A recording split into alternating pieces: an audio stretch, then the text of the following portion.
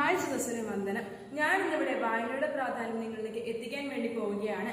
നമുക്കെല്ലാവർക്കും അറിയാവുന്നതുപോലെ ജൂൺ 19 വായനാ ദിനം. വായനയുടെയും അറിവിന്റെയും ലോകത്തേക്ക് നമ്മെ കൈപിടിച്ചുയർത്തിയ PN പണിക്കരുടെ ചരമദിനമാണ് നാം വായനാ ദിനമായി ആചരിക്കുന്നത്. വായിച്ചു വളരുക, ചിന്തിച്ച് വേഗം നേടുക എന്ന മുദ്രാവാക്യത്തിലൂടെ കേരളക്കരയെ അതിന്റെ തനിമയെ കൈപിടിച്ചുയർത്തിയ ഒരു വ്യക്തിത്വം തന്നെയാണ് ഇദ്ദേഹം. വായന എന്നാൽ അറിവിന്റെ അത്ഭുതമാണ്. ഓരോ പുസ്തകം വായിക്കുമ്പോൾ നമുക്ക് ലഭിക്കുന്ന അറിവിന്റെ മൂല്യം നാം ഓരോരുത്തരും അറിഞ്ഞിരിക്കേണ്ടതാണ്. വായന എന്നാൽ വിജയം നേടുക എന്നാണ് അർത്ഥമാക്കുന്നത്.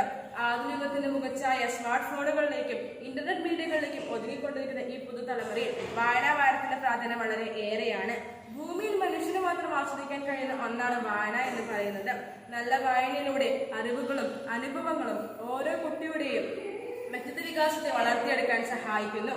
ഓരോ കുട്ടിയുടെയും വൈകാരിക ബുദ്ധി വികസിപ്പിക്കുന്നതിനും നിലവാരം വികസിപ്പിക്കുന്നതിനും ജീവിതത്തിലെ നൈപുണ്യങ്ങൾ വളർത്തിയെടുക്കാനും വായന ഏറെ സഹായകമാണ്.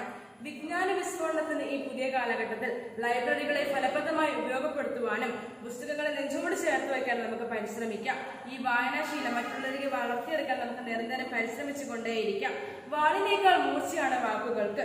അതുകൊണ്ട് തന്നെ വാക്കുകളെ ഇഴചേർത്ത് വെച്ചുകൊണ്ട് പുസ്തകങ്ങളുടെ വായനയിലൂടെ മനുഷ്യന്റെ മാനസിക വളർച്ചയ്ക്ക് ഏറ്റവും അനിവാര്യമാണ് ഈ വായന എന്ന് പറയുന്നത്.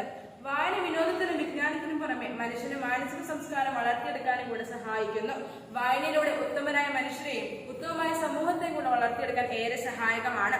വായന മരിക്കാൻ പാടില്ല. മനുഷ്യരിടത്തോളം കാലം വായന ജീവിച്ചേ പറ്റൂ. വായന വെളിച്ചമാണ്, നമ്മെ മുന്നോട്ട് നയിച്ച അറിവിന്റെ വെളിച്ചം. ഈ അറിവിന്റെ വെളിച്ചം നമ്മുടെ സ്വായത്തമാക്കാൻ നമുക്ക് നിരന്തരം പരിശ്രമിച്ചു കൊണ്ടേയിരിക്കാം.